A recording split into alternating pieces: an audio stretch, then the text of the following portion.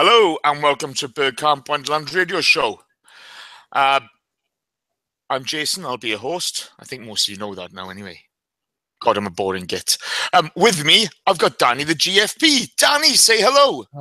What's that big yellow thing in the sky? It's hurting my eyes. I don't like. Where's the darkness? Bring me the darkness. Like Koeman feels in his heart. Hello. Have any of that written down? Good man. Also today we've got the legend that is John Welsh. John, say hello. All right, Jace. Hi, Danny. Good to be on again. Good to be on talking about a win as well. Woo. It is. It's nice. It's tidy. So should we let people into a little secret of ABW and John? We forgot what time zone it was for Shredder and Dom, didn't we? It's 5 a.m. there. So I sent. Oh, no, he's going past with a ladder. He's gone past with two doors.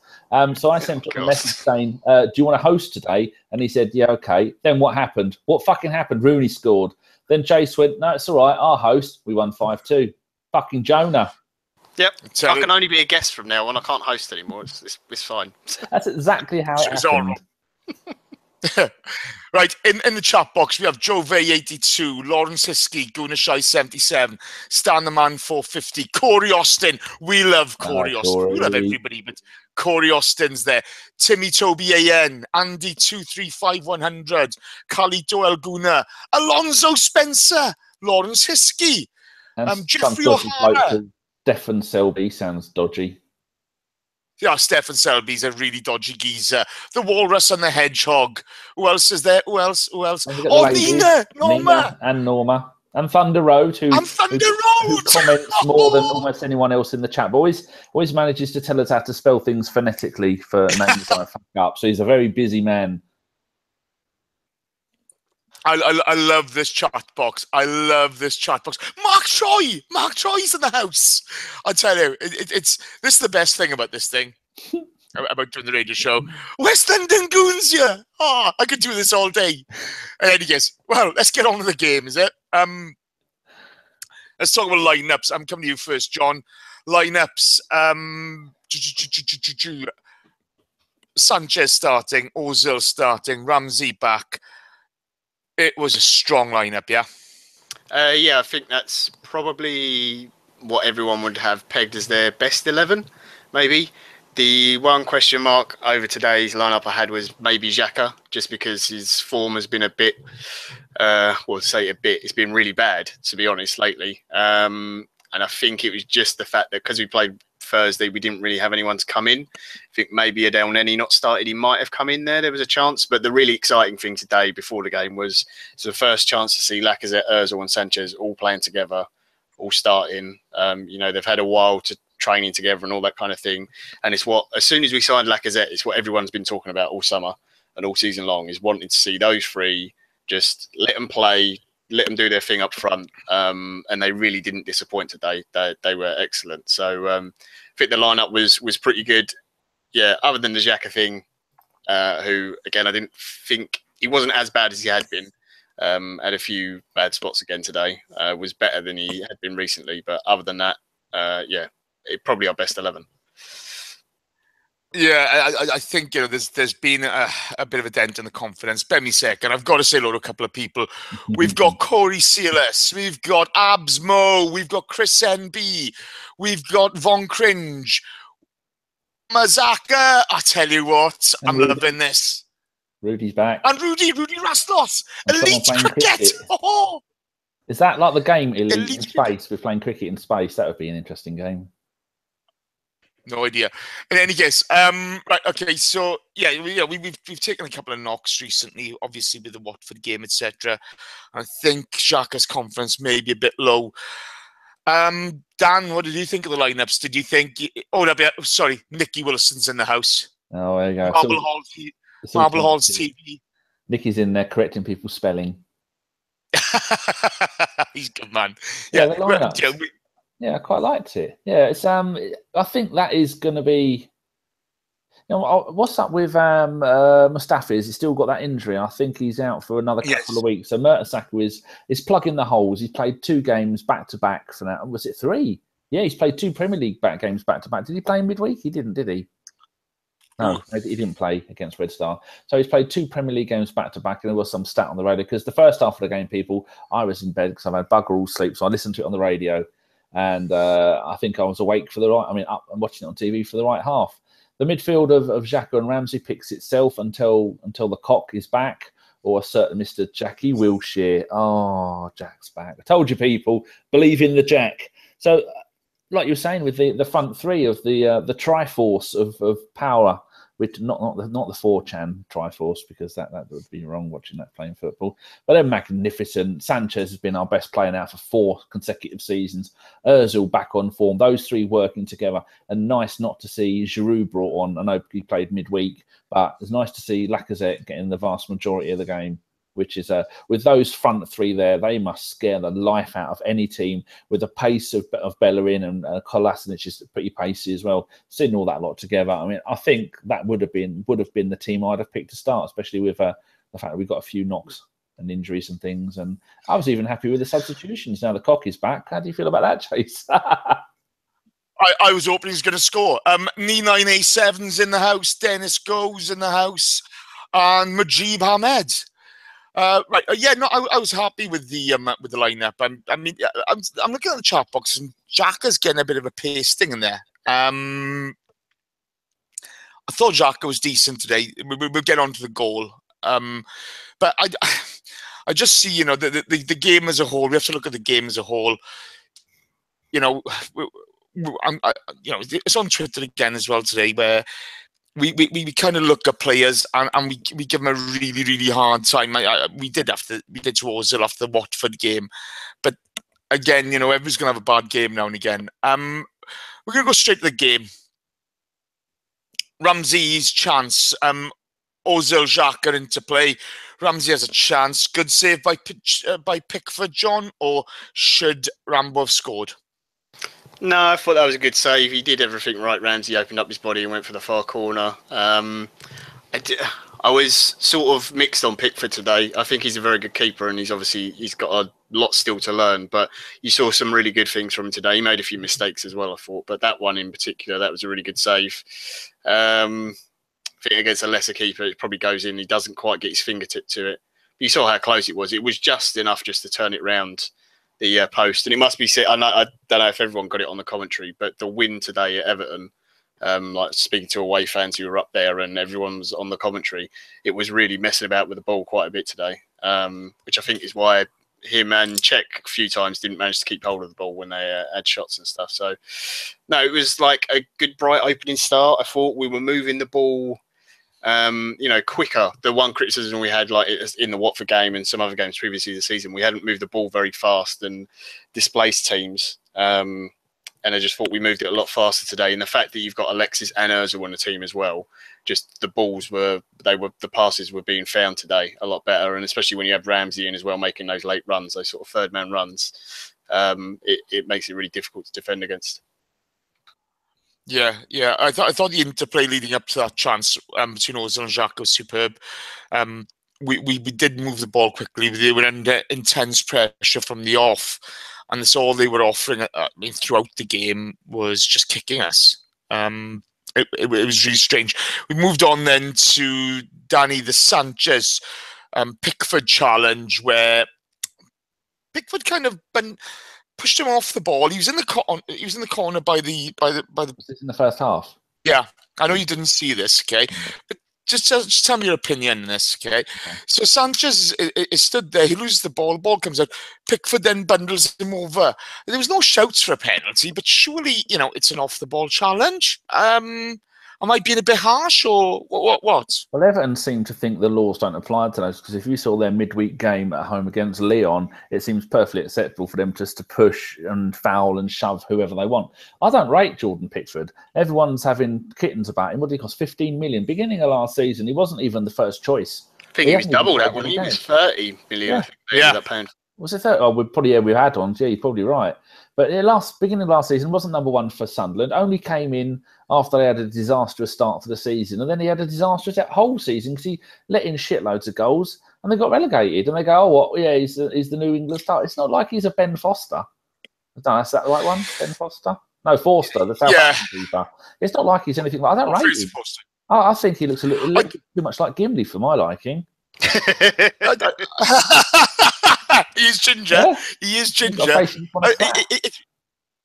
It's difficult, isn't it? Because I think Simon rates him a lot. I see him as talented, but he does fall into the sort of range of Ben Foster. There's a lot of decent keepers about. I don't see him as a Butland or anything like that. But what the hell? But yeah, I don't understand how the referee doesn't give a foul there. I really don't. Alonso Spencer's there. Bear me a second. Sorry. Kevin Lebeck's there. Who else? There's Bradley Tucker, Loki 73. Oh, I'll tell you what, they're all there today. It's fantastic. Every time I find an interesting stat, do you want me to tell you or wait until it's in the right part of the pod? No, just Adam Link's there. Adrian Link, sorry, I do apologise. Go on, say it. Yeah, just from off Twitter, Mesut Ozil's stats today for Everton: 56 passes, 8 completed passes, 8 chances created, which they said on the TV was the most by any Premier League player this season. 1 shot, 1 goal, 1 assist. Bloody hell. Yeah, to be fair. That's what he can do. And when I get angry and others get angry, we get angry because that's what he should be doing. That's what we're paying him for. He should be De Bruyne-ing it. There you go. I've maybe got a verb. He should be De Bruyne-ing it every single week, but he doesn't. But this is why I get angry, because this is the Mesut Ozil that we should be seeing every single game, no matter how much shit that Coquelin ruins his game for him or others. He was a fantastic performance today. John, Lacazette's chance. This is the one where you had Ramsey, Ozil break. Lacazette at a turn, shoot. Now we've been giving Chris some stick, by the way. The pirate, the pirate. He's given up roaming the 7 seas. He's now just ironing his bibs because he's dribbling constantly. The boy's giving him stick about Lacazette today, and he's not happy. And he was a little bit smug when he eventually scored, but I thought it was a decent save by Pickford. Do you think he should have done better? For me, I think he should score there. Some people might think that's a little bit harsh, but like Pickford is a good save, but it's routine. It's like straight at him. I don't know. He took it well and he spun well. I just think. I've seen him. I haven't seen him play as much as Chris has. Obviously, Chris watches him all the time, especially when he's in France. But when I did, especially when he's in the shower, no comment. Actually, if you see some of the other messages he sent me, but yeah, we can't talk about them. But no, I've seen him enough when he was playing for Lyon that whenever he got the ball in the box there, he was a bit like how Danny used to describe him. Right, you could blindfold him spinning around 10 times and he'd still know exactly where each corner of the goal was. And Lacazette always to me looked like he had that kind of understanding if he's within the 6-yard box or even in the 18-yard box. So I just thought that's one of those ones where he should have opened up a little bit more and just gone either bottom corner or top corner. I mean, obviously, no complaints besides that for him because obviously he's still got a goal, very good goal, nice striker's finish. And I thought overall he actually had a decent game. He wasn't involved hugely actually on the ball, but his movement off the ball and pulling players out of position and moving their defence was really good because it opened up the space for Alexis and Ozil and Ramsey as well. So, a little bit disappointed that he didn't get out. I think the other thing was as well at the time, because he hadn't scored, it was getting that away goal because he hadn't scored one up until that point, which I think was maybe, weighing on his mind a little bit. So really good today that he did eventually get it. But yeah, I still think he probably should have scored that chance. Yeah, no, that's fair enough. I think maybe been a little bit harsh, but that's the way it goes.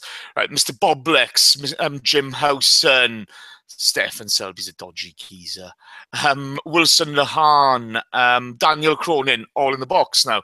Fantastic. There's some great interplay. I thought some of our interplay at that point was fantastic.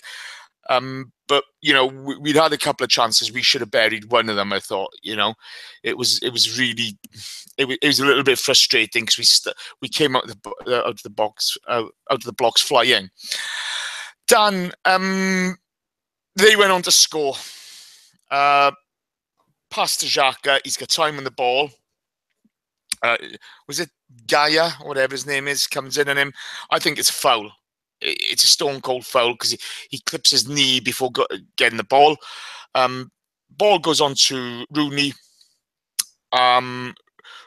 Mertesacker backs off Rooney instead of going to close him down. Rooney gets a couple of chances to take a couple of touches and then buries it. It was a bit of a clusterfuck, wasn't it? Well, it's the only thing Rooney would do of note this season and hopefully for the rest of his career, because fuck knows why he went back to Everton, because like someone said on the radio, it's just not today, but in general on a, I think it might have been a 606. Actually, no, what it was the guy, the Jimbo's new pod. I can't remember what it's called. Totally Football, is it something? Yeah, Totally Football pod. And one of his guests on there said Wayne Rooney this season is going to be playing in his right position, play him out of position, rotate him around every single place and stick him back on the bench like he was been at Man United all last season. He just did what he did 15 years ago. So he started his career with us, ended his career with us, and he'll do nothing because he's a highly average player. Like someone when I was listening to the first half on the radio, they said it does look like he's getting younger. He's got more hair and better teeth now than when he started 15 years ago. So yeah, Rooney's doing a Benjamin Button. Yeah, that's it. Oh, gee. That's exactly what he said on the radio, John. That's what the analogy he used of Benjamin Button. Did you notice whose birthday it is today, Grace? Is it Arsene Wenger's birthday? It is. Are we going to give him a sing-song or just acknowledge it? Birthday Arsene Wenger, 68 today. Most people would have retired by now. God love you. If he comes on with 68, then we definitely have a reason to want him to retire.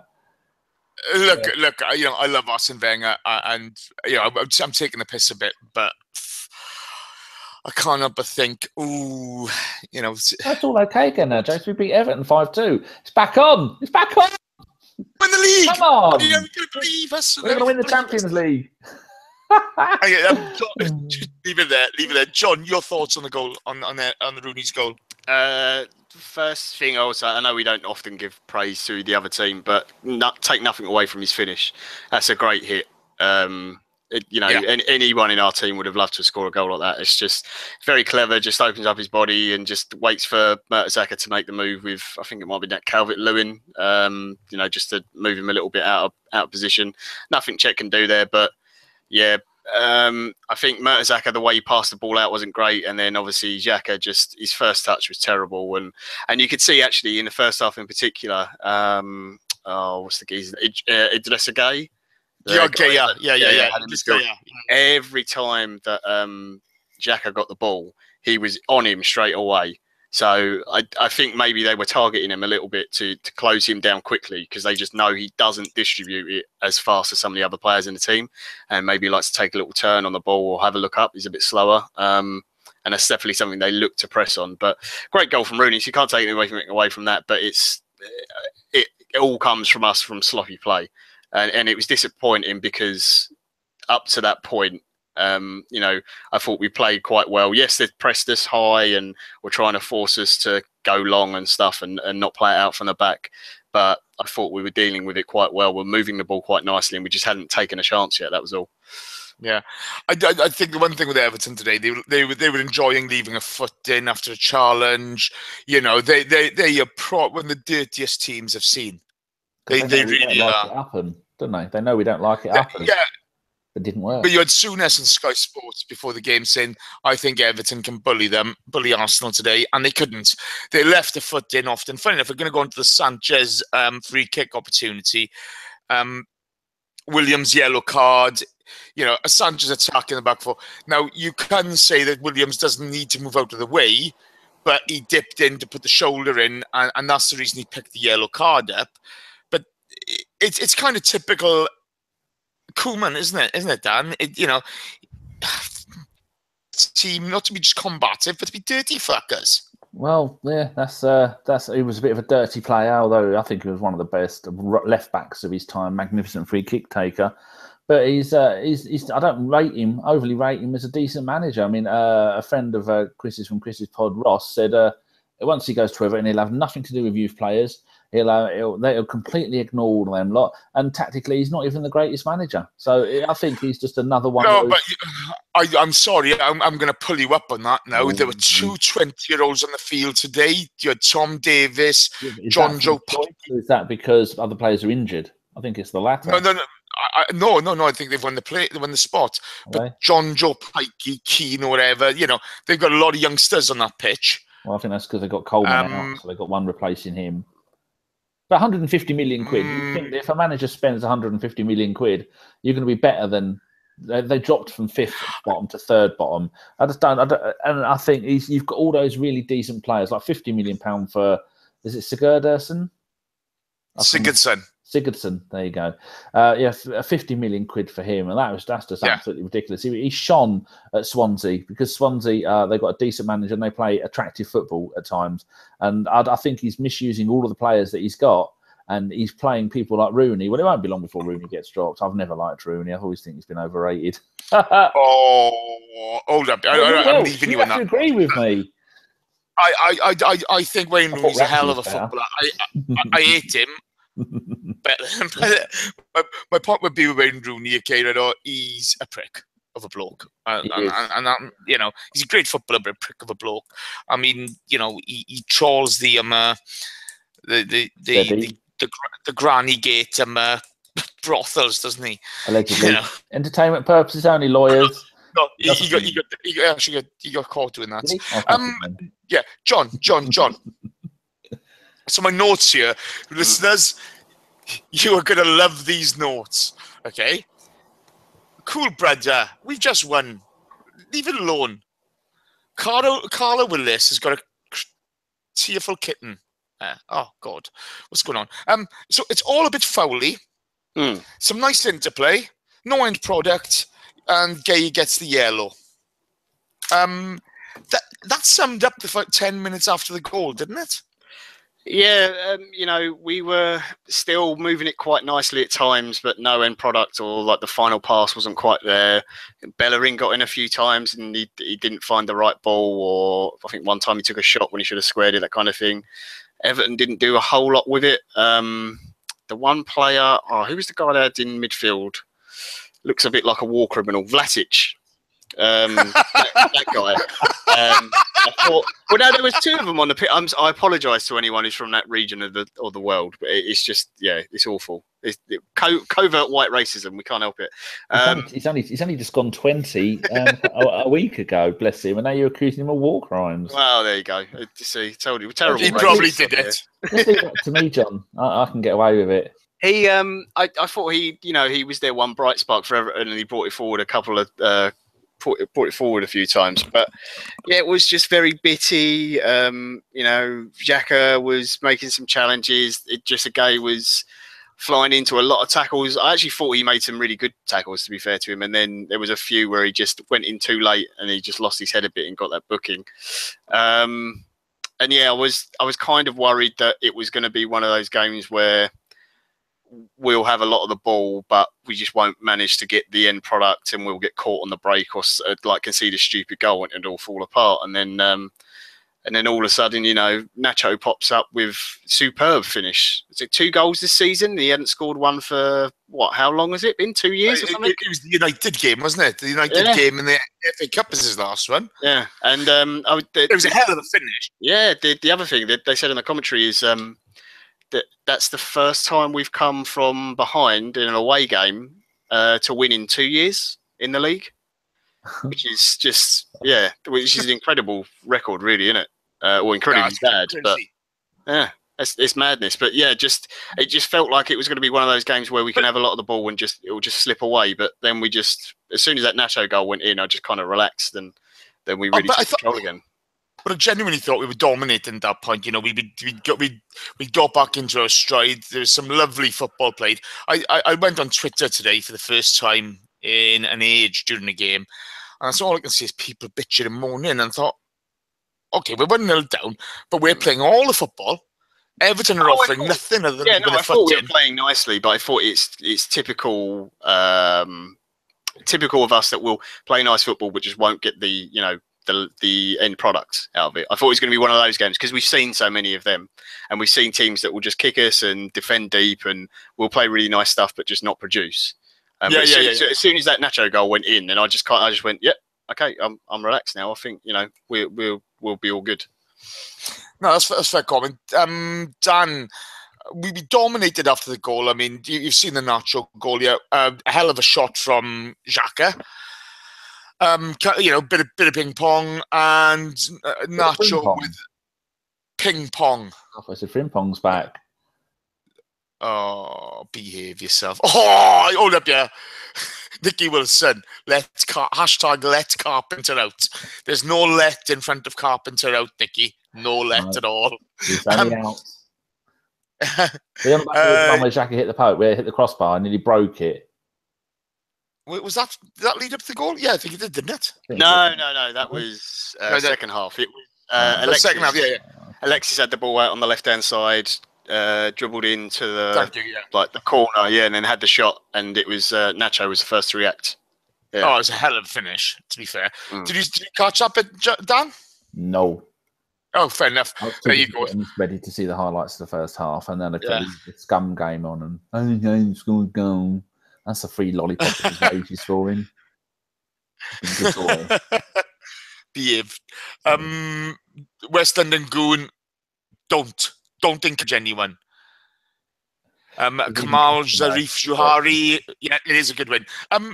We dominated the rest of the first half then, guys, and we saw a couple of little bits of Sanchez had a strop again because Ramsey misplaced a pass, even though Sanchez hit straight at Jordan Pickford only 4 minutes earlier instead of putting it on in front of Ramsey.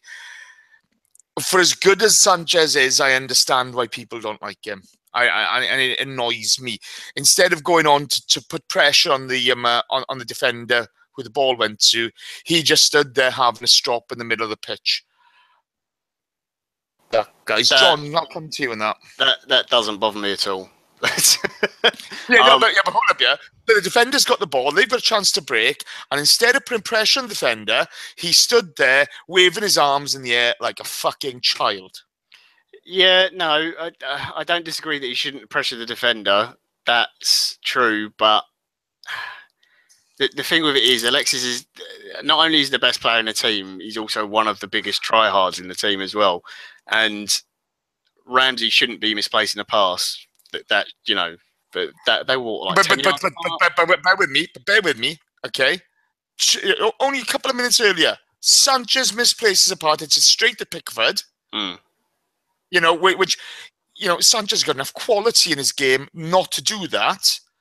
But then to watch the strop in the middle of a game, for all his quality, for all his talent, for all that he delivers, it's a little bit pathetic, isn't it? I really don't care. He can moan as much as he wants. He's too good a player. He's too good a player. 173%. He's one of the few, what you want. Yeah, he's one of the few players on the pitch who, right, digging Ramsey out for that misplaced pass that's that high up the pitch, it's not really going to affect the game. But he's one of the few players on the pitch who is going to turn around and actually moan at his teammates for doing something wrong, which is what none of the rest of the team really do. The only one I actually saw do it today, other than Alexis, was Ozil. And he was whinging at Xhaka about something. And it was actually, I think it was Ozil's fault he gave away the ball, but he was expecting Xhaka to be in a position. He just didn't look, and Xhaka wasn't there. But I want more players like that in the team. It doesn't look nice, and maybe your teammates don't like it, but sometimes you've got to take a bit of stick, To be fair, Ramsey had a pop at Sanchez for not... for the misplaced pass, but it wasn't the strop with the arms in the air like a child. No, he's very emotional, and he's everything he does is intense and over the top. He does it with his play. He does it, he does it where he brings the ball down, and instead of just controlling it with his foot, he brings it down on his chest and his knee and juggles it a couple of times because he wants to put on a show. He likes to wind up the other players. He did the little no-look pass in the second half into Ozil and then laughed at the Everton crowd because they were getting on his back all game. I love that. Yeah. So don't get me wrong, it doesn't. Sometimes it looks childish and looks, stupid, and you think, "Oh, grow up a little bit." But you have to take that with him because that's all part of his persona. It's a bit like Özil he's got that. He's frustrating because sometimes he looks languid and kind of looks lazy and doesn't look interested. It's just being introverted, and it's something you have to accept as part of his game. You have to accept that if you want to get all the other bits of what he can do, because it's just the way his brain works, So I'm sure Ramsey won't care. They're probably, Ramsey's probably laughing on the bus now about getting his goal and the fact that he put one over the bar and he should have had two. Stop for a second. I've got a guy called Chubarakpom saying that Ramsey and Xhaka aren't good enough for the Arsenal. You can't say that with that handle, mate. Behave yourself. It's a bit from the chat window. Marble Halls has made a really good point. He says, Alexis is our modern day Wright. Wright had antics. Who gave a fuck? He scored goals, won us games and trophies. I agree 100%. 176%. Well, the guy who's actually won us 2 trophies is Aaron Ramsey. It's one of those things.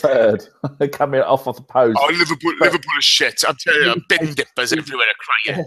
Liverpool have conceded the most away goals this season, and they're going to get tonked about 6-0 today. It's fucking hilarious. It must be great being a Scouser today, isn't it? Everton and Liverpool fans. You can all go down the pub together and have a good cry.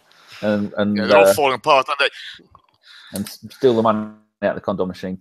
Don't be silly. There's no money in there. No one buys them. No. They've all got an expiry date of 1982. Let's not go down that route. Oh my God, he just hit the crossbar. Sorry, that was the first half. Well, we mentioned everybody in the box, right? So everybody in the box. Do me a favor, we appreciate the fact you all give us your time to take part in this. As I say, all the guys, John, everybody, Danny, everybody gives up their time for nothing to do this. If you can give us a like, that would be fantastic.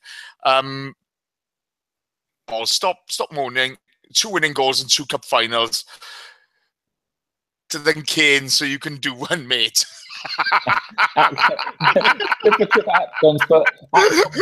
Kane, so you can do one, mate. I love this guy. I love him. Mate, you rock. You rock. He's superb.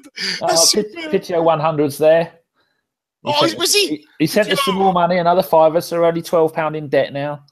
And we're going to get Stan's in there. Stan the man, he's coming on soon, and we're going to get Femster on as well, and maybe Mike and Andy from the Gooners in the USA if the planets align with time zones. CJ Jackson just says, ain't views more important than likes? Just saying, lol.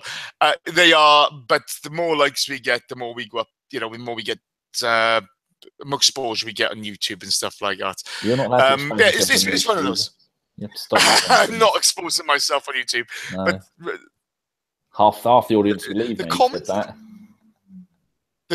in the box that everybody thinks that John has the pirate in his cupboard. Oh, with the wardrobe, the wardrobe behind me, yeah. The Lion, the Witch, of the Wardrobe. Is that because Chris lives in fucking Narnia? He's the only one small enough to fit in the wardrobe, that's why.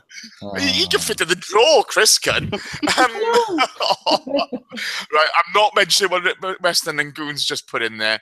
First of a look here. Your commentary in the Spuds. Woo-ha! I do apologise. That is wrong, but watching the Scout bin dippers get beaten is always good. It's a shame it's those scumbags, though. In second half, we get a free kick effort. Danny Sanchez just blasts it at the wall.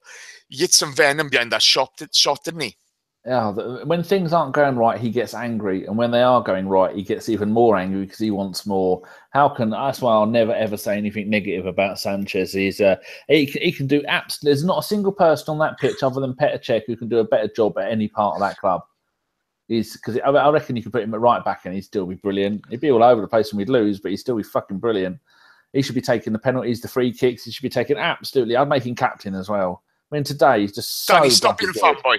Oi, stop being a fanboy. I thought he was decent today. I thought Meza though was fantastic. I thought Mez had a hell of a game today. They all had good. I mean, Monreal, some of the tracking back that Monreal did was magnificent. It's really good. Like, if Monreal, he's like the greyhound. As long as he's got a couple of pit bulls around him at centre back, he'll do well for us. And I think that his days playing left back or left wing back are over. But he was. I remember one point he chased someone all the way back. He was brilliant. Sorry, Caitlin Todd. Do not encourage him, please. Western Rangoon. Prime Minister. I can't be president. To be president, you've got to be born in America. No, you haven't. Ask Obama. Oh yeah, he was born in Nigeria, wasn't he? Right. Okay. Let's no politics, please. John, the Ozil goal. Talk me through it. Tell me about it, fella. That was beautiful. Just perfect play and. Just when the goal went in, at first I thought it was Ramsey because it was a typical sort of Ramsey run, and then I was like, oh no, it's Mesut, and just brilliant finish. The ball in from Alexis was beautiful. Lacazette was involved in the build-up as well. Mesut timed his run perfectly, and that's the other side. The only time you really see Ozil scoring goals and Alexis getting assists, when it's normally the other way around, is when both of them are on the pitch together. And you can see how much they are, it's quite clear that they are a level above a lot of the players in our squad. So just have that understanding. They know where to run, when to run. They know exactly how to place the ball. Even like the spin on the ball and then the touch with the head, just the direction for it. It's just, it's a beautiful goal. And, I love a thumping header and everything. That's great. But just when you can get that perfect little flick and the keeper's got no chance, it's so good. And Mesut is a player who I always criticise. I always think he should be doing more for us. I always think he's got more in his game and he doesn't take the game by the scruff of the neck enough, doesn't influence or impact games enough. But today, he really, really put in a shift. I don't want to tarnish the Arsenal performance at all because Everton were poor today. But today's performance, that's what you want to see, like Danny said earlier. That's the Ozil you want to see week in, week out. That's the kind of games you want to see him playing, getting that performance. I think he really enjoyed having Lacazette in the team with him today up front.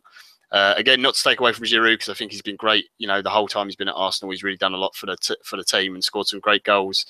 But having that player who's got that movement, that understanding, the fact that he can just go, right, I can just lay the ball into him and I know he's just going to hit it first time or he's going to be able to play off a pass. Having Alexis in the team really helps him. And I think having Ramsey as well as that late runner, sometimes he needs that extra option. That's when you get the best out of Ozil. So, yeah, just really good today. Glad he got the goal. It will shut up some of the critics of him. I'm sure maybe he'll have a game in a few weeks where he's a little bit quieter and doesn't do as much and they'll be on his back again. But it's nice. It raises the confidence and everyone's happy. You could see how much it meant to the other players as well in the team. They're all really pleased that he got that. What's he doing? He's on mute. For fuck's sake, Emma. Sorry. I didn't give him Lee. It was the thing I liked about the goal was Ozil's run was fantastic. Great finish. You also had Ramsey running in behind. And we seemed to have runners today, whereas last week we had none of that. And we had a different attitude in attack, and we were really potent again, which was really nice. Dan, yeah. After the goal, Rambo had an opportunity. He was free in the box. He'd lost Gea. I can't remember who crossed the ball, but he leant back, schoolboy error, and skied it. Wasn't it? Well, it wasn't his fault. That's all I've got to say about that. It's not because he's a fanboy. It wasn't his fault. The ball was the wrong shape. It was too windy, and the ball laid off to him was wrong. It wasn't his fault at all. That was fucking woeful. Sorry. I love Ramsey. I think he's great. But that was absolute schoolboy. That was so bad. And it is that thing. It's on my notes, schoolboy, okay? It was just, you're taught at school, lean forwards. And when you saw him, as he was going to take the shot, he's leaning backwards. And you just thought, oh my God, what are you doing? And bang, it goes over. He thinks he's in Cardiff, doesn't he? That was Six Nations stuff. That was amazing. Oh, love you. Oh, love you. Chalangumwa. Mana, whatever. I can't spell your name. Go fuck yourself, you cocksucker. Ta-ta! Goodbye! You're a wanker. You're a wanker. You are Welsh and you are a bit of a twat. At times. But that's not for him to say. He can go fuck himself. He doesn't know you well enough to insult you. That's the rule. That's right. You know, he can suck my balls. My balls. But it was a terrible miss, wasn't it? It was just horrendous. It was, you know, what the hell was he doing there? You know, you expect better from him. He's a better player than that. Stanley, we're going to go on to the Lacazette goal. I want you to, you know, do this for Chris. Go on, do it for the Pirates. Oh, well, I'm as big a fanboy of the Lacazette as he is. It was a bit of a weird one because Everton had the ball in midfield and it looked like they were going to pass. One bloke passed it to one, another one, and then everyone just went, "Hey, you, Bellerin, you like the ball? Yeah, I have the ball." Bellerin went, "I don't mind if I do. Thank you very much." And then Bellerin sent it out. I think he sent it out wide right. I don't remember who to. And then they ran all the way up the end of the pitch in the matter of seconds and put it in the middle of the box for Lacazette. Lacazette just went side foot. Whoop, there you go. That'll be a goal, keeping up my magnificent goal-scoring record. And then, well, that's all I can say about it. But that from the moment they gave the ball to, I'm sure it's Bellerin, to the moment we scored, must have been about 6 or 7 seconds. Absolutely magnificent. And it's so good for Lacazette to, it doesn't have to, at the moment in his Arsenal career, he doesn't have to be the one who scores the winning goals. The fact that you're scoring goals will get you used to scoring goals. And then that's when you can start getting the really important goals. It's like they say about, who is it who scores all? Lukaku for Everton. Like Chris used to always saying, he was right. He'd only ever score goals from 2 or 3 yards out when they were 5-0 up. Maybe not as bad as that, but that was the gist of Lukaku's career. I mean, although yesterday that cross that he did for their goal was absolutely magnificent. Turn a bloke inside out and then left foot crossed it and they scored.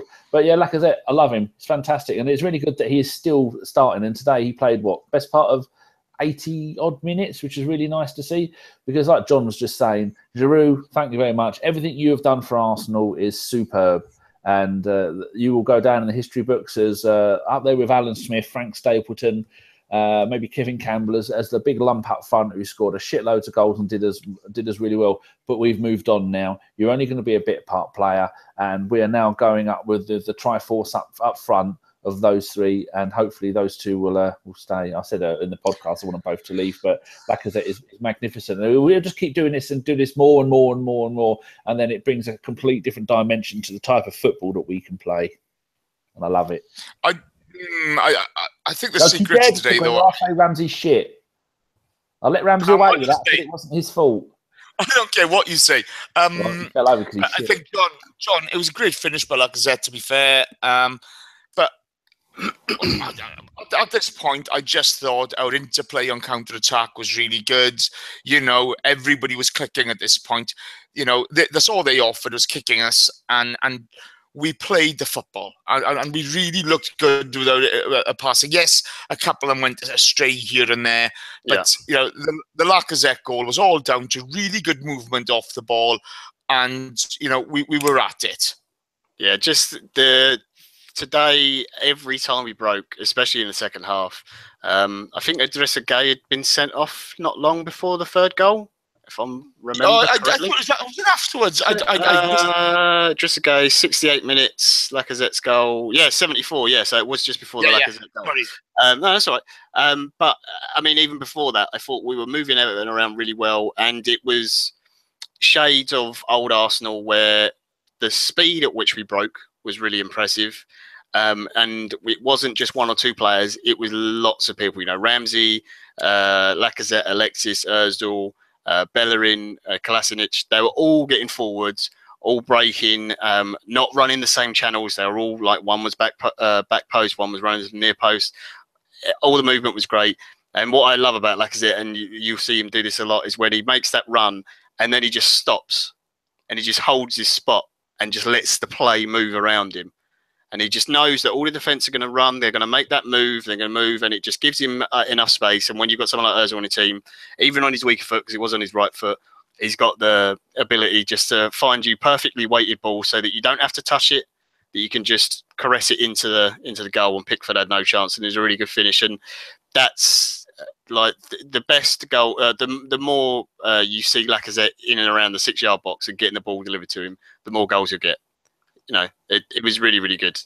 Yeah, just smart striker play. He's like Magneto in full force. He just stands in the middle and moves everything around him. Yeah. Brilliant. But the movement was superb, wasn't it? The movement was superb. I really enjoyed watching that. The guy sending off for you, John. Yeah, it was. I actually thought some of his other tackles that got punished earlier in the first half weren't as bad, but that one was, it was dreadful, and you could see by his reaction as well. He didn't argue. He just, as soon as he made the tackle, he looked at the ref and he just knew he was gone and started to walk off before the ref had even got the red out. So no arguments there for me. I don't know why Coleman didn't take him off. I'll be honest.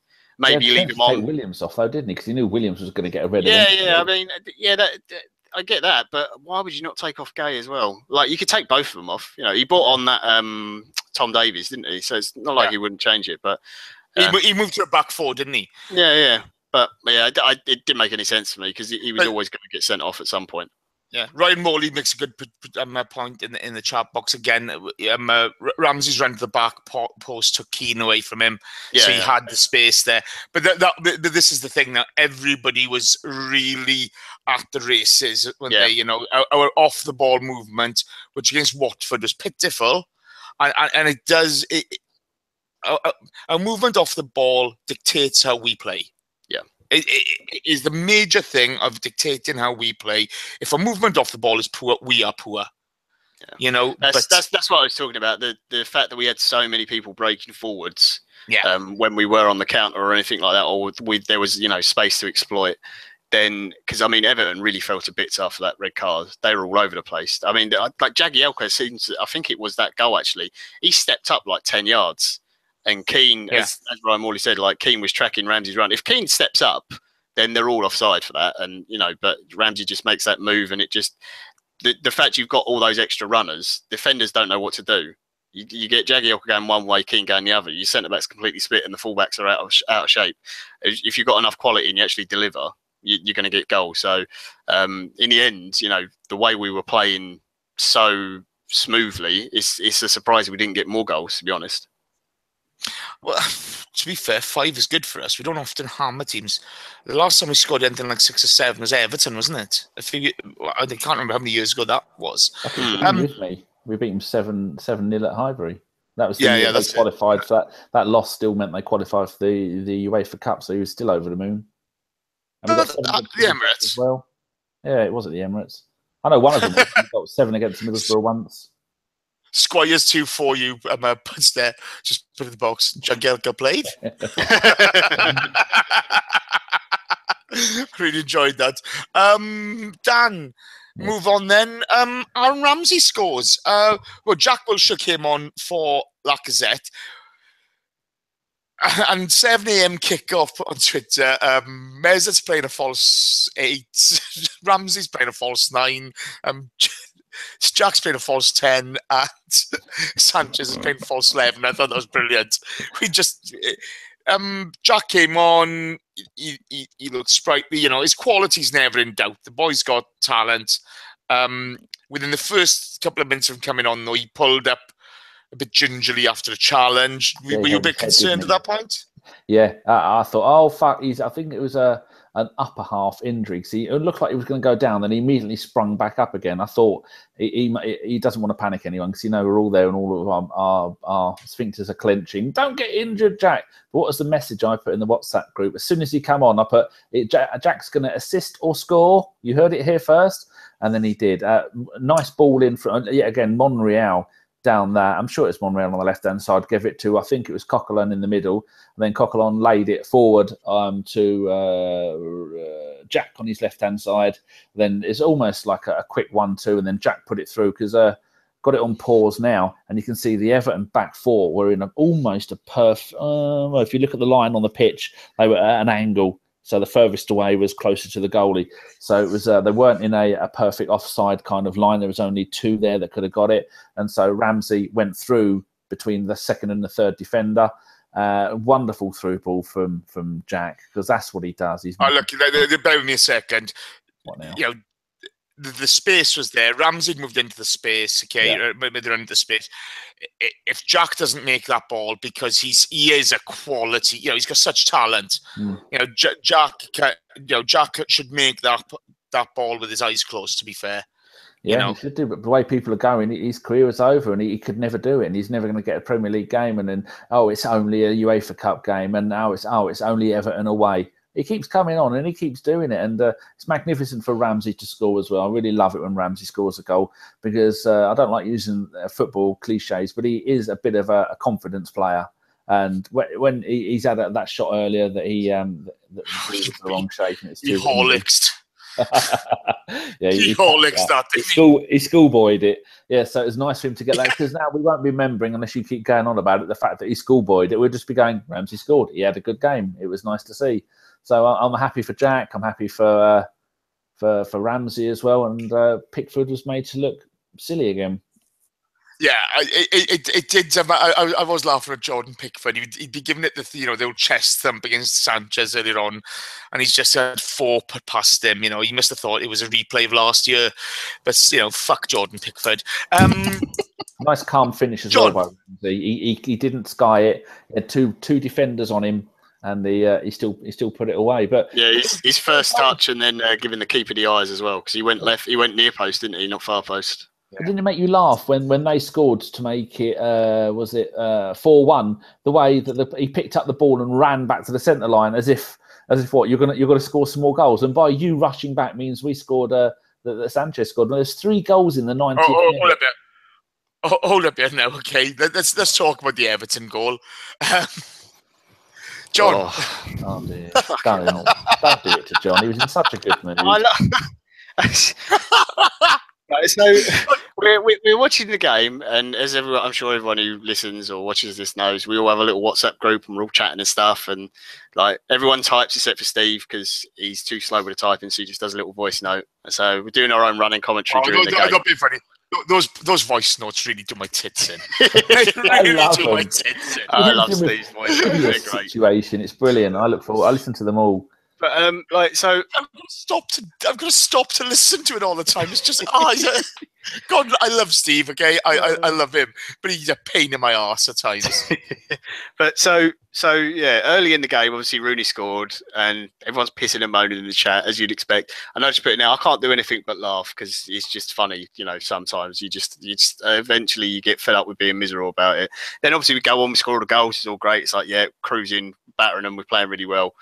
And then the Nacho goal goes, just what is he doing? Why is that? I feel really sorry for Cech as well, because he's got a lot of stick, and Nacho's been superb. Like, since he's gone to that back 3, he's been really, really good. He's been solid, one of our best defenders. He's passing out for the back's been great, and he's even been getting forwards. He got the goal in the game as well.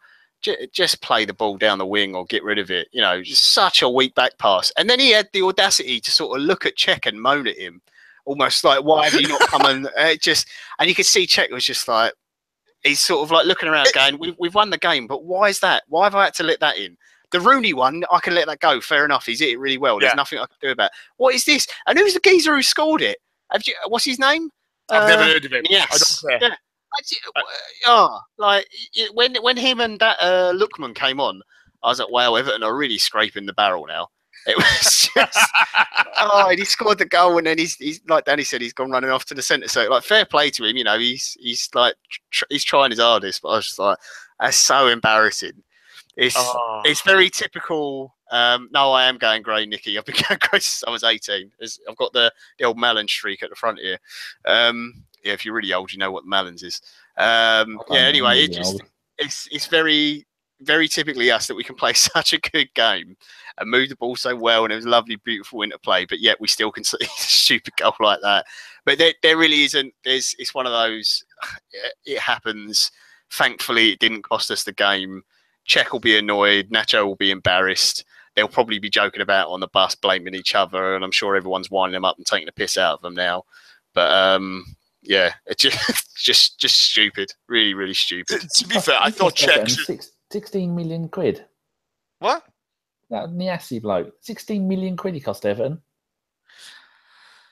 Oh, they've they've been spunking money about like a lottery winner, haven't they? You know, I mean, I've never heard of him. It's hilarious.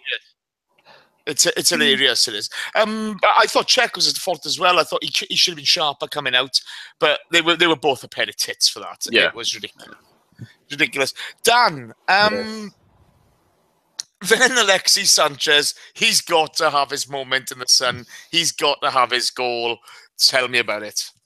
Oh, it's a wonderful. Yeah, again, we seem to do a shitload of attacking down the left-hand side. It was a wonderful ball in from Kolasinac. He put it over most of the defence, and then someone did a 1-2 with I can't see. He's got orange boots on. Did a 1-2 with Sanchez. So he headed it down for Did he head it, or he put it down for Sanchez? I'm watching it now.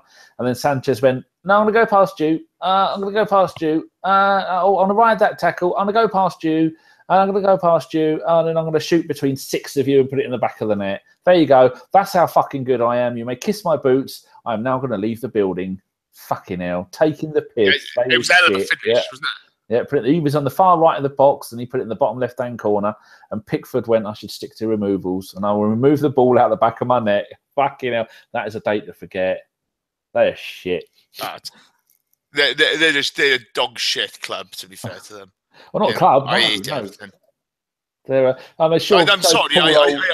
After the shenanigans of Thursday night, I've got no sympathy for them whatsoever. Someone. Yeah, I don't know what he was doing. Never mind. Screw Everton. Did you see in the stands, looking, going, "Oh, I could have left my money at Arsenal. Those shares have gone up by £5 since I left each, and I've pumped all my money into this fucking bag of spunk."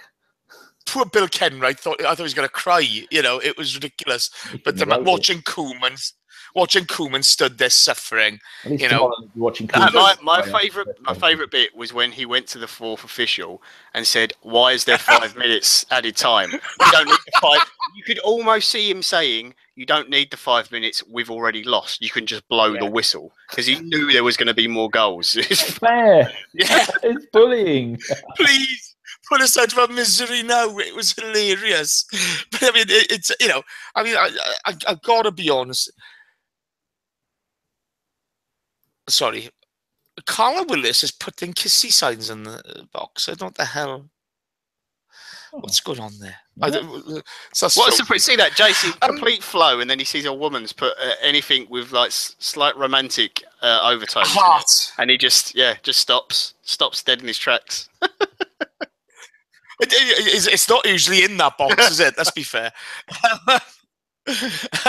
Yeah, Stefan Selby. Let's be fair. I like Bill Kenwright. Got a lot of time for him. And I don't think Everton is a shit club. I just think Koeman's a shit manager, and he's an arsehole. No Limit Stunners in the box. Hello, Jamie Fitzgerald's in the box. Ronald Koeman's going full Phil Mitchell tonight. I love it. Right, okay, into the box. Tomorrow, do you think? Gone. Fuck him. He's gone. You can't spend that much money and produce that much dog shit and not expect. Spurs have for years. Let's not comment about them. Right, if you're in Ting Dong. Everything rude everything. Yes, I am in protective custody. It's from that twat I banned earlier on.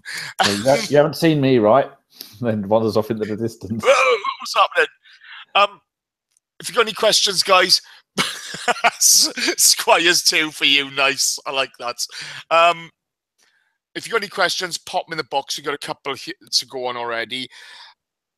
Overall, Danny, were you happy with the performance after, it was a tough game midweek with a strange side that Arsene put out. And after the Watford debacle, were you happy with that? Well, if you aren't happy with scoring 5 goals away in a 7-goal thriller, then quite frankly, you're watching the wrong game.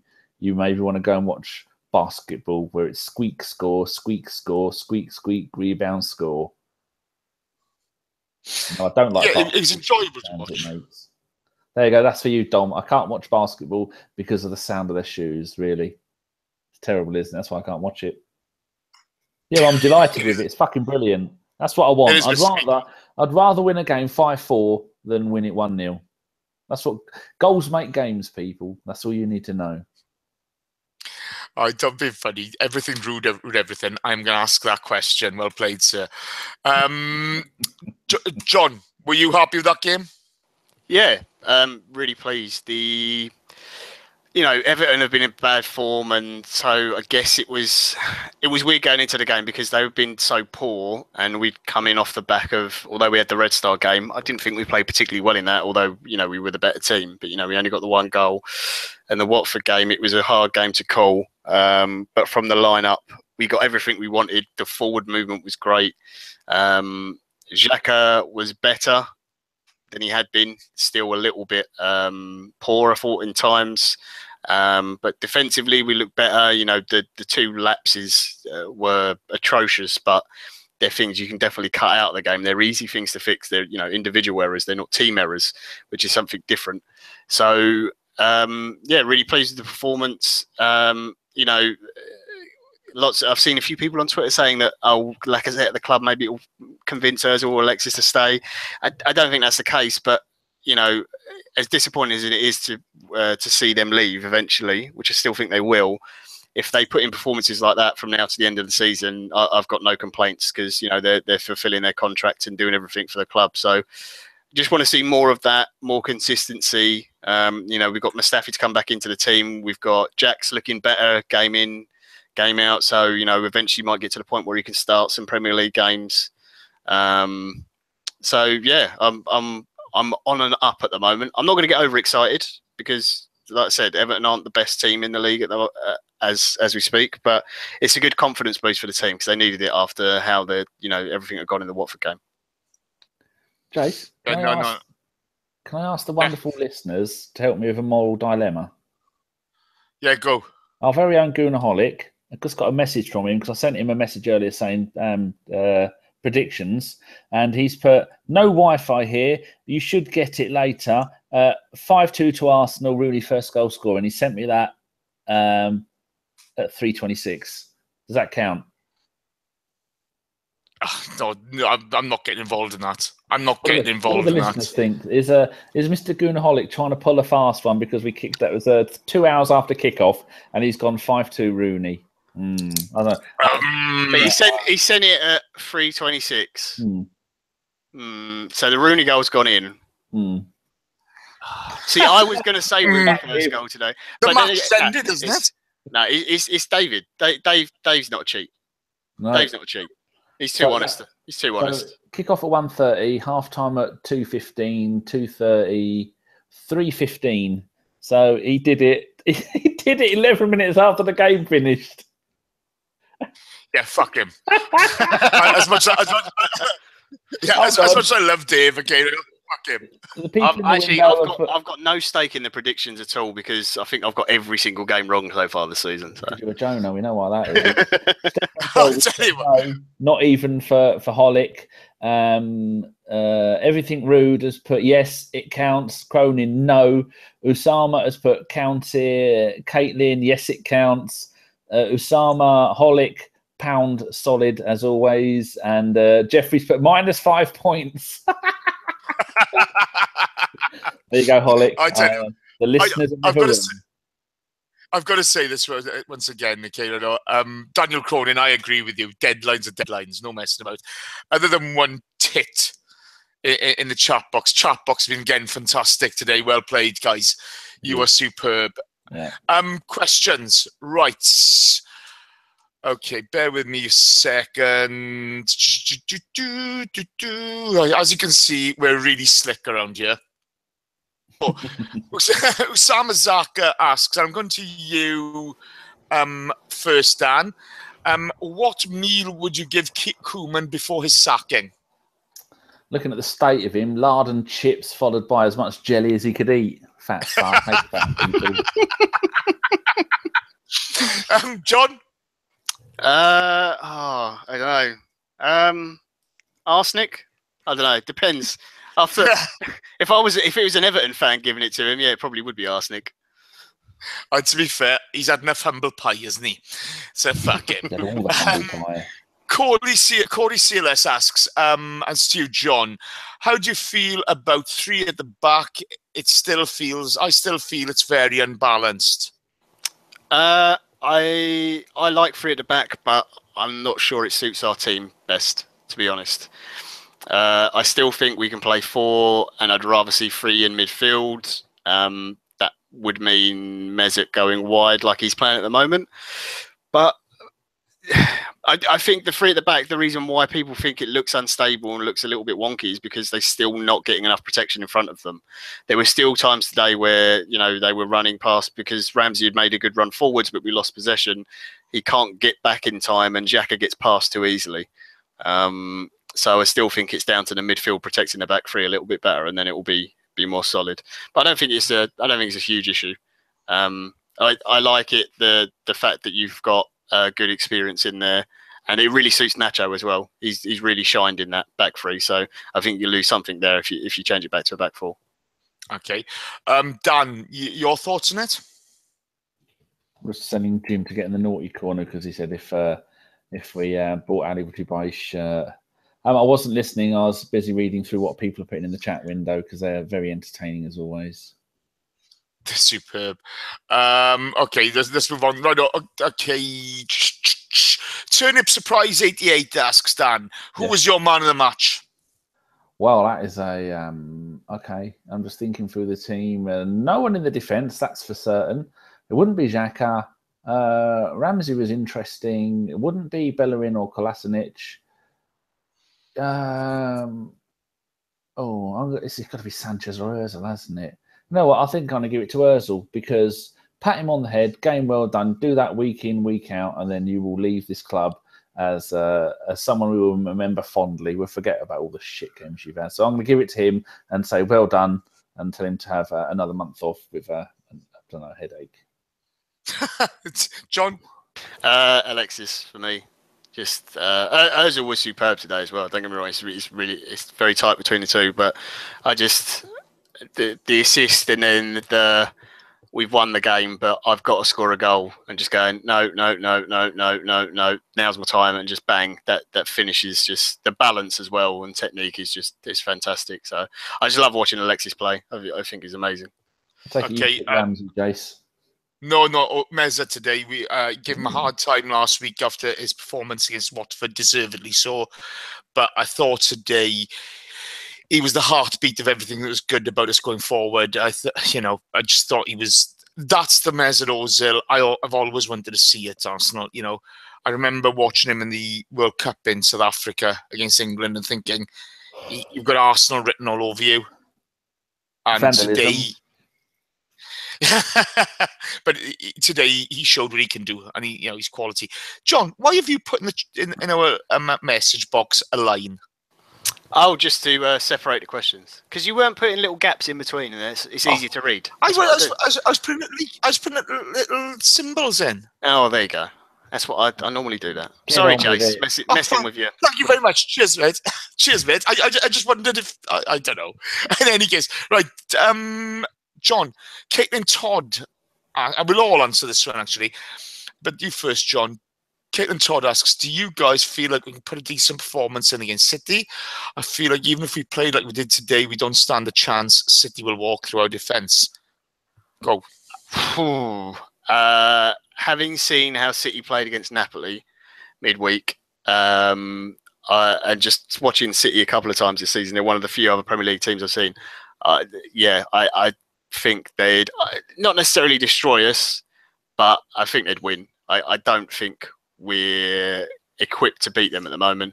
The speed they play at, the pressing they do, they win the ball so high up the pitch, the runners they have off the ball. I think we'd have to, you definitely have to change to having three in midfield.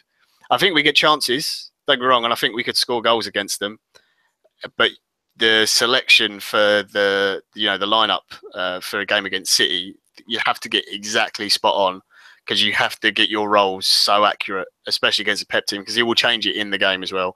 I know Chris always says, he's a checkbook manager and everything, but the way he's got them playing, Kevin De Bruyne is, that little ginger fuck. I'd love to have him in our team. Yeah. He's unbelievable, that kid. He's easily got to be the best midfielder in the Premier League. at the moment. And then you're not even talking about the fact they've also got David Silva and Leroy Sané and, Aguero, Jesus up front. Even Sterling's turned into a footballer somehow. Kyle Walker has all of a sudden learned how to play football as well. It's, Pep's doing some amazing things with that team. So I don't think there's any shame if you lost to City. And I think we could score because they are so open. But yeah, I think they'd beat us at the moment. We'd have to go on a really good run and build up some serious confidence to be able to do it. But I think we'd have to definitely change our shape and at least put 3 men in the middle. Fair enough. Dan? I agree completely. I think they would ruin us. They might even tease us and let us score an early goal and then beat us 9-1. They're just unstoppable at the moment. They've sorted out their problems at the back, got rid of the likes of Clichy and Sanya and Kolarov and all these other ones that were aging defenders, and they got rid of Joe Hart, and they've got a bloke in goal that I think he's going to be immense. He's a very young man, someone I've never heard of, but they've got so much attacking power. Yeah, they've got so much attacking power. I mean, when you can afford to not have Aguero, who is the equal top goal scorer for your club now, when you can afford to not play him every single game, like most clubs, if you take out Harry Monkane from them lot, that team is average and they're not going to do anything. But when you can take out their best player, any one of their best players from that club, you could take out and they're still going to be unbelievable. But again, last season they won the first 9 Premier League games in a row, and then they fell apart. So hopefully that's what they'll do again. But yeah, they've murdered. They're playing some. Yeah, they're playing some amazing stuff, aren't they? And the movement and the movement off the ball is phenomenal with them. As John said, KDB is phenomenal at the moment. I do think we can compete with them. If I was a betting man to put money on it, at the moment, because they're just so fluid. But I think, as John said, funny enough, if we're going to compete with them, we need 3 in midfield. I don't think you can afford the luxury of I'd play Ozil in a 10 role and I'd play Sanchez up top, funny enough for that. I'd leave Lacazette on the bench and I'd put Jack in the middle with Ramsey and Xhaka. And by the way, thank you to everybody for the Coughlin shout-outs. Really appreciated that. I'd love to see him score. It's the kind of game against City where you want to have someone like Danny Welbeck fit to play on the wing because he's going to run for you all day and do all the tracking and really hassle their defence and pressure. And that. You need to... like the spells where Napoli did well against them was when they actually pressured them and forced them to play it long out from the back. And that's the sort of thing you've got to do. So you've got to have willing runners who can do that for 90 minutes. Yeah, that's fair enough, but I just don't think if Danny Welbeck gets a chance against Man City, I don't see him bearing it. And that's the. I'd play him wide. I wouldn't play him up front. I'd play him as one of the wide men. But I don't think you're going to have wide men. I wouldn't play that too. I'd play 3 in the middle, 3 at the back, your wing backs. And then Sanchez as the lone forward, because he's the guy who will grab you a goal. Yeah, he's got that magic about him where he can turn nothing into something. But you're gonna have to we're gonna have to keep the ball against them. So a Coughlin style player on that game. Okay, if he goes to Coughlin's a holding midfielder and pushes Xhaka and Ramsey a little bit further up, fair enough. But I'd prefer to see Jack play with Xhaka and Ramsey in that role. And right, guys, discipline today. Yeah. Discipline. Right, let's move on. Nice from Serge Gnabry. Sorry? Serge Gnabry has done a nice tweet. He's put, came to London as a kid, left as a man. Thank you and happy birthday, Arsene Wenger. And he's put a picture of them two standing together. That's nice. That's nice of him. Why the fuck did he leave then? Fuck him. And 235-100 and West London Goon. Can we see what's in the cupboard? How long can Carpenter last in that wardrobe? Well, when will Carpenter come out of the closet? I think. Yeah, it's not a cupboard. It is a wardrobe, guys. Yeah. The only thing that's in there is loads more of black t-shirts. That's it. It's literally, I've got the wardrobe from The Simpsons where Bart opens it and it's the same clothes just in a line. It's just black t-shirts and jeans. That's it. Nothing else. And caps. And hoodies. Oh, yeah. Hoodies, yeah. Marble Hall CV asks, Danny, this one's for you. What's the real reason we're inconsistent? It's getting beyond a joke. How do we shit the bed at Watford and batter Everton? Match preparation. There is none. You should. Most top class managers will say, right, here's a video, here's the players, here's what they do, here's what I want you to do. Apparently, there is none of that going on at Arsenal. And here's a video of when we lost. We're watching it. You did that wrong. You did that wrong. You did that right. We need to do more of this, less of that. None of that goes on either, apparently. Okay, John? Yeah, I do think match preparation is partly down to it. I don't think we analyse the opposition enough before a game and know what they're going to do. And also, it's just a mentality thing. I think we, as a club as a whole, there's a slight weakness and a niceness to our mentality, and it goes all the way from board level to manager and then into the players as well. And you can bring in, scary, aggressive guys like Xhaka was quite aggressive, obviously, when he's at Gladbach, Kolasinac as well. But I think if you're around it all the time, it kind of seeps into you as a player. So I think that's part of it. I do generally think it's not until we get some sort of change high level, then things like that won't be fixed, consistency issues. The only way you're going to fix it with the current management, coaching staff, owner and everything else is if you went out and spent hundreds of millions and bought the very best player in every single position, because then they're just talented enough to get through games. But we're not in a position to do that. So I think it's just a lot of other things have got to change at the club. I wouldn't disagree with that. I think, if you look at the Watford game and the Everton game in particular, you look at the lineups. El Nene, I really like El Nene. I really like him. But, there's a vast gap between his ability and Aaron Ramsey's. And then you look at Iwobi and Welbeck as opposed to Sanchez and Ozil. And, those gaps are too big to bridge. Yeah. And again, and to be fair today, we really wanted it, which was nice. Yeah. We really wanted it today. I don't think you can look at today and think they didn't have it hard. Everton left a foot on every challenge. They kicked us all game long, and we rode it. We came through it. So that was nice. Everything rude. Oh, no. Alonso Spencer. I'm going to answer this one, actually. Alonso Spencer asks, I have a question. Is there still a time in Jack's career to be captain of the club? No. And for as talented a player as he is, he's a clown. So end of. Everything rude, everything. Danny, should Wenger give Lacazette full 90 minutes? What's going on there? Depends on what point in the game we are. If we need to win the game, no. If we're 5-0 up with 20 minutes to go, yeah, give them a rest, get someone else on. Because the more players you get involved, the more they feel part of the squad, the better it is for everyone. But no, if we need goals, well, it depends if you can see that if you're bringing on someone like Giroud and then you're going to be playing long balls and crossing the ball in and things like that, then yeah, bring him on, because that may not be Lacazette's best thing to do with him. But I'm just looking at the next game, we're on TV again. Why do they keep putting us on TV?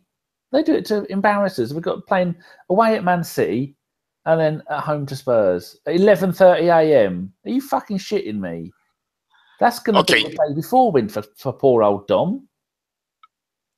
I don't care. Right, and then he guess. What do you care about Dom? Of course I care about Dom, but, I don't care about the TV schedule. That's 3 o'clock in the morning. John.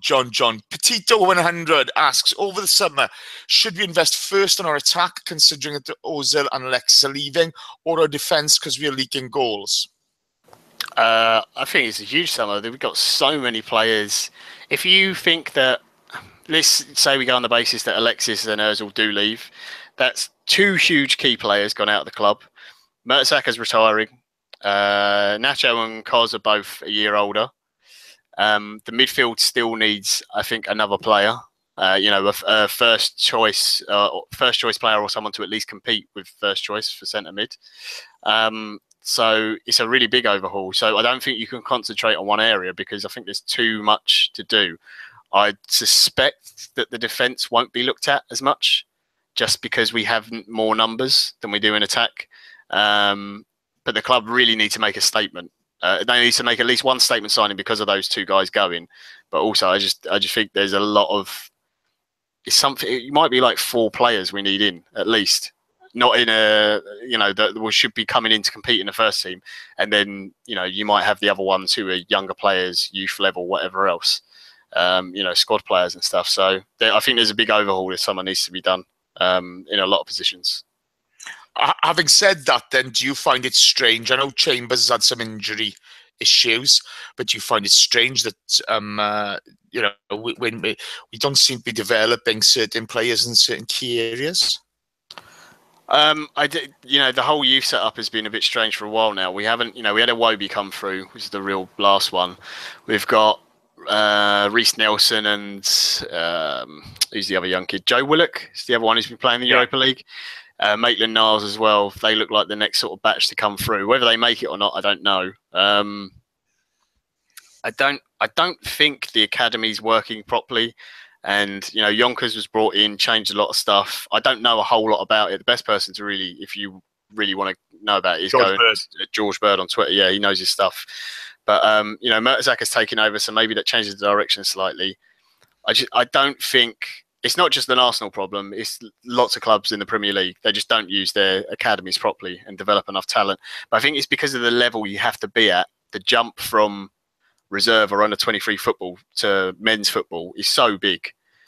They've really got to sort out, the old, whether they do a proper reserve league or whether they do B teams in the lower leagues or something, because these kids need to play against other men. They need to play in front of crowds, the way they do it in Spain and Germany and all these other countries. It's the only way you develop talent properly, because otherwise they'd just be at a club. You look at Chuba Akpom. He's a Akpom. Danny, fuck's sake. He's playing in the under-23s and he's scoring goals, but when you see him play for first team, he's not there. He hasn't got the level.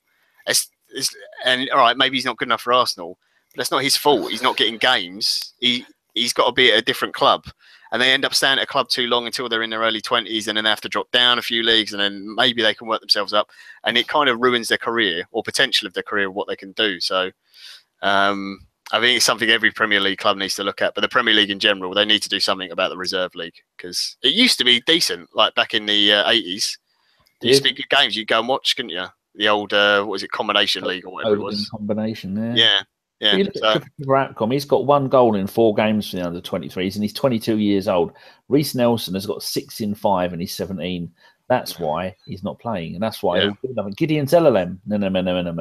He hasn't played a single fucking game in there. I mean, I know he might well be injured, but you've got these players like Julio Unpronounceable. He's played 5 games. He's 20. Where's he going? He's going nowhere. Yeah, I think, as John says, the jump, the gap in quality between under-23s and the first team is phenomenal. But as well as that, the first team that used to try and mirror it all the way down through every level at the club. But by changing and going to 3 at the back, all the left backs and or right, I mean, like we're finding it with Theo Walcott, and we found it with the Ox that they're right midfielders. So what are you going to do? You can't play right wing back, and you're not good enough to play behind the front two. So then you've got a whole load of players all the way through the clubs. That unless you're a left back who can play left wing back, or unless you're a left midfielder who can play left wing back, you might as well leave. But so they can't do that. So they still keep playing the old formations with the standard positions of all of the players, so that everyone can still get a game. But it's going to, if you change the first team formation, it's going to be 3 or 4 seasons before the other teams can catch up by bringing in the right players when they're going out scouting for younger players. That I think. But George Bird did a podcast with us. If you want to go and have a look on YouTube, it's very good. Yeah, I think it's difficult as well when, I know everybody gives Theo stick, but, he at the moment, he's kind of redundant in this system. And, going forward, if Ozil and Sanchez do leave, it is, there's a massive gulf in quality between, Welbeck and Iwobi, as we've already said. And we need to be developing players quicker. Chambers, Holding, they have to now step up. If they want to be pros at this club, they have to make the next step. Danny, hello, Jove82 asks, what do you make of the article that came out a couple of days ago about Ozil saying to his teammates that he's off to United in January? It's from John Cross. What do you think? Well, if I bought it, I'd be using it as kitty litter. paper for their poo train. Not that they have one. I like John Cross. We've had him on a few times. I don't think we'll have him on again because he gets so much grief because he writes so much rubbish. But then again, we've had people that are kind of on the inside in this world, and you're told by your editor, you must do a certain number of articles. They must get a certain number of clicks.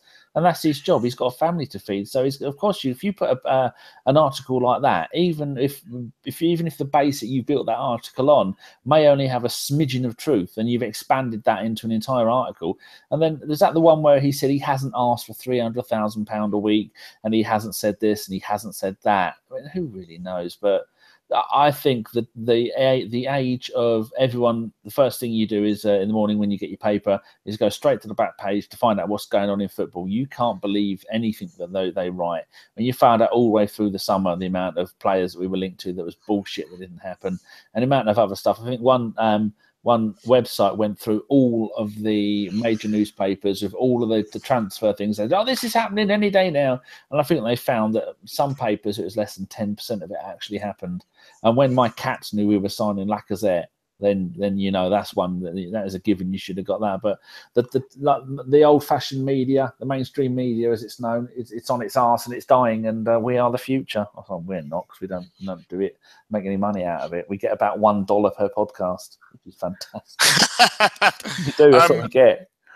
Yeah. Hey, I don't care. John. Corey Austin, the great Corey Austin asks, could we be witnessing a change in the paradigm? Are the days of transfer fees coming to an end? Will the future be free transfers? No, I don't think that'll be the case. I think there's a chance that players maybe come to the Premier League, have a shorter term contract, and then go on a Bosman so they can get a nice signing on fee. That kind of thing might happen, but I still think you'll see Premier League clubs paying what most people would consider over the odds for players from Europe. City paid, 70 million for De Bruyne from Wolfsburg? It was Wolfsburg, wasn't it? Yeah. Yeah. I mean, if it wasn't Man City and it was a different Premier League club, maybe he goes for 55, 50. If it wasn't a Premier League club and it was someone else on the continent, maybe he goes for 35. It's just... And if it's Juventus, he goes for 12. Yes. It's Premier League premiums, that kind of thing. So I don't think that's going to change. I do think there will come a point somewhere in the future where something in the transfer market is going to have to shift, because eventually there just won't be enough money. There simply won't be enough money. Sky aren't getting the same number of viewers they were. BT aren't getting the same number of viewers they were. People are game, aren't they, or something? It's terrible. Yeah, people are using streams and other devices and stuff to watch games. And then there's all the talk about Google and these other companies talk about coming in and buying out football and doing it as a monthly service that you're not signed into a contract with. You can cancel anytime, like Netflix type thing. And you can pick and choose all the games, and they will make it so all games are on TV. But we're one of the only countries where 3 o'clock. You don't get the 3 o'clock games. Yeah, Google, if Google buy it, they won't have that. They'll say, all 3 o'clock games are on. Don't care what you say. We're paying for it. So, I think if a company like that comes in, then maybe the transfer market will change. They'll have to adjust because there won't be the same money in football. Eventually it's going to hit some sort of bubble.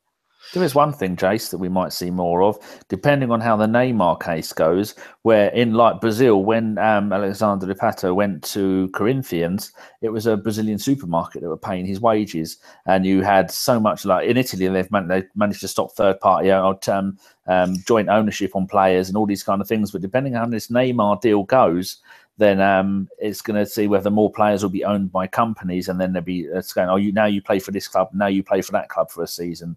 I think because you can't go on with clubs paying out all this money. Didn't that happen with? It's like when Torres left Liverpool, he went to AC Milan, and AC Milan loaned him straight away to Atletico Madrid for 2 seasons. So many of these dodgy deals are going on like that. And who was the bloke who was at Man United and then there was at Chelsea? Atletico Madrid bloke, striker. Falcao, was it? Oh, right, yeah. Oh, that was another weird one where he was loaned out to 2 different clubs. I think if Neymar and PSG and the owners managed to get round that, then that is going to be that could see the whole of football change. But the way I was hearing a bloke was talking about it on Jimbo's pod, and he said the way that the PSG managed to get around it is by selling the people who own them was by selling the rights to the French league. Nobody wanted the rights to the French league, and then all of a sudden they bought Neymar, and all these other countries wanted the rights to the French league, and all those companies that bought them were owned by Qatari companies. Allegedly, that's what he was saying. So he said he can't see a way that they're going to get away with it, but that's how they're trying to get away with it. They've got enough money to get away with it. Yeah, it's difficult, doesn't it? I mean, if you just look at the English league, so to speak, Liverpool had the pools money from the Littlewoods. It was Pool's family, the Moors bankrolled them. Then United's financial dominance prowess came into play. And then you had Jack Walker at Blackburn for a season. Then you've had Abramovich. Then you've had the Qataris at City. There are countries now getting involved in this. Football's always been corrupt.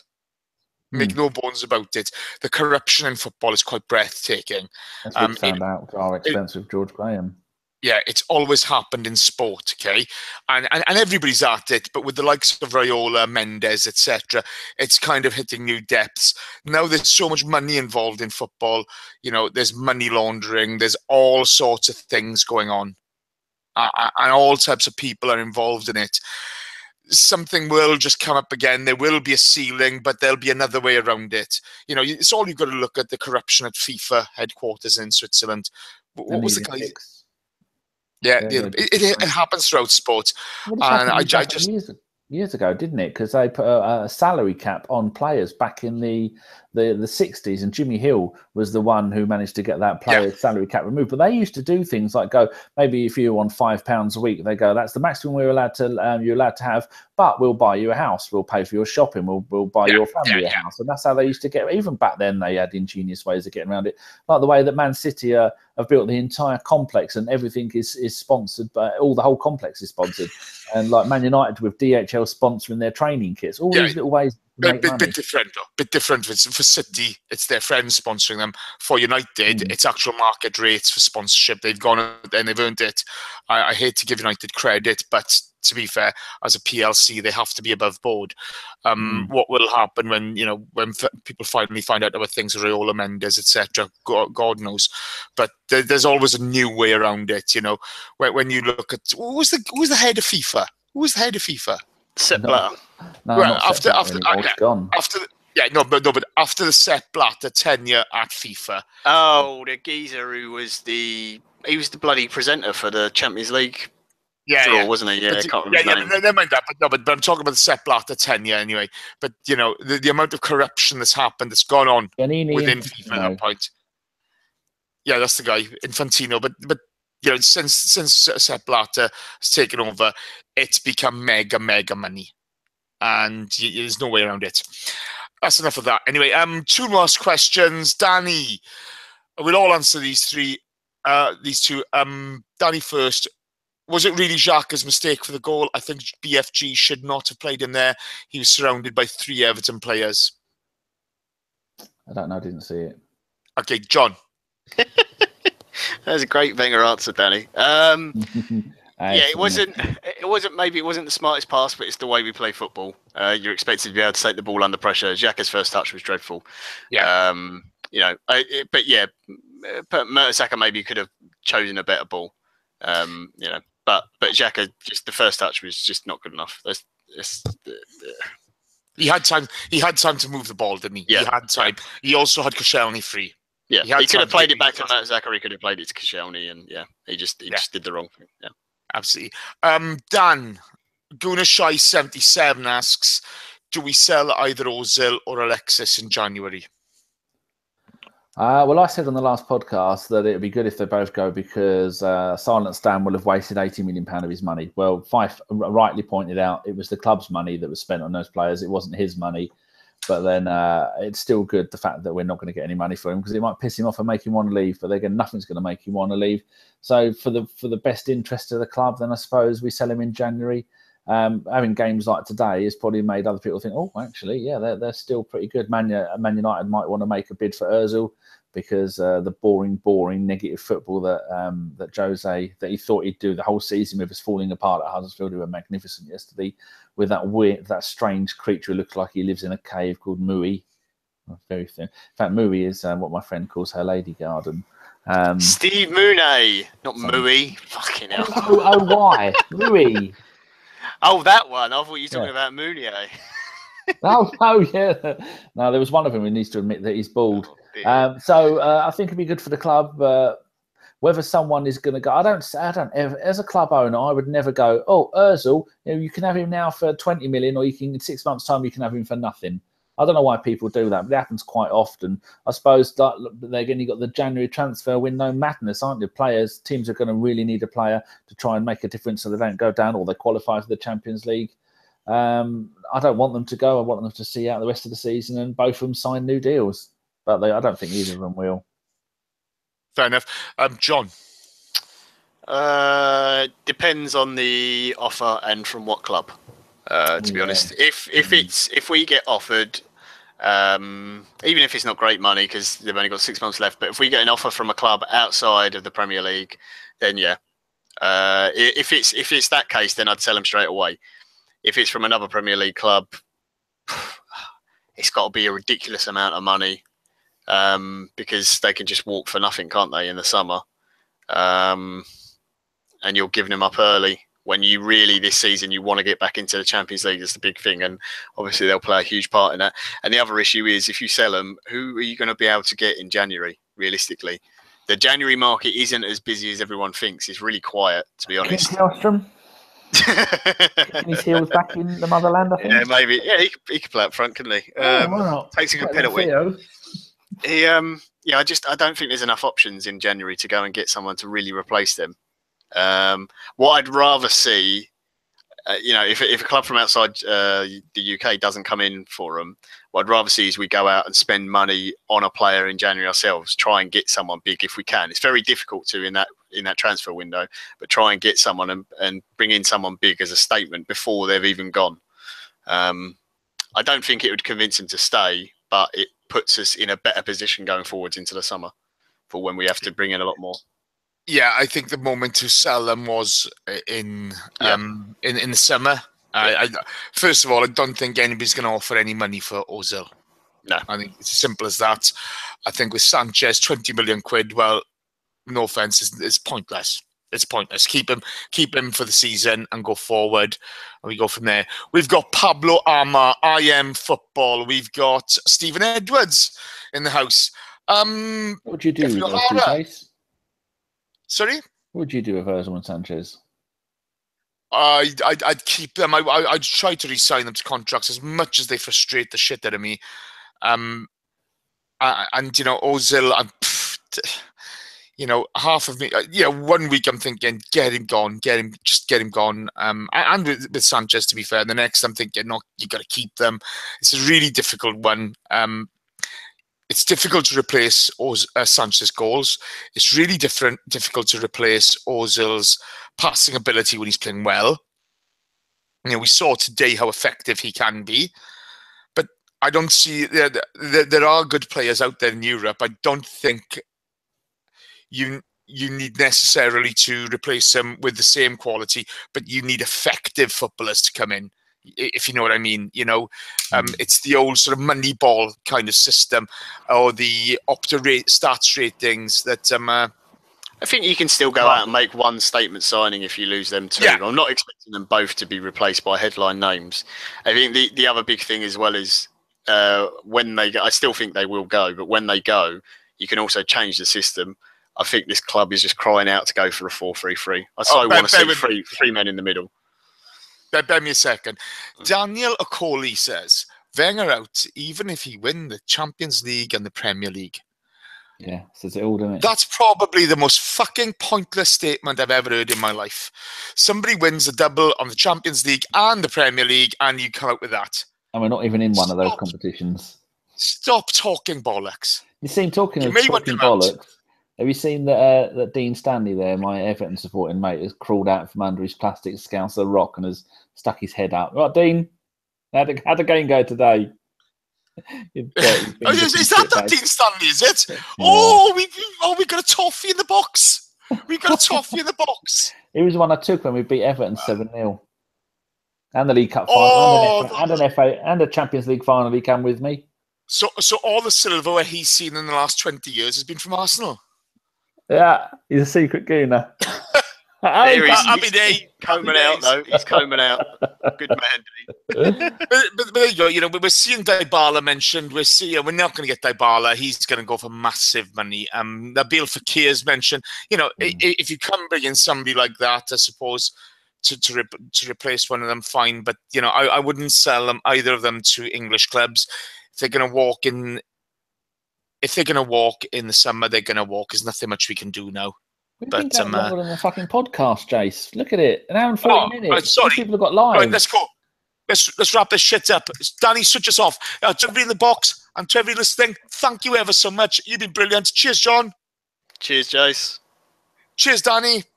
Thank you very much, Mr. Davis. And let's all just calm down, relax, and enjoy the football. Just enjoy it. Mr. Wenger. Right, Danny, switch it off, seriously. Bye.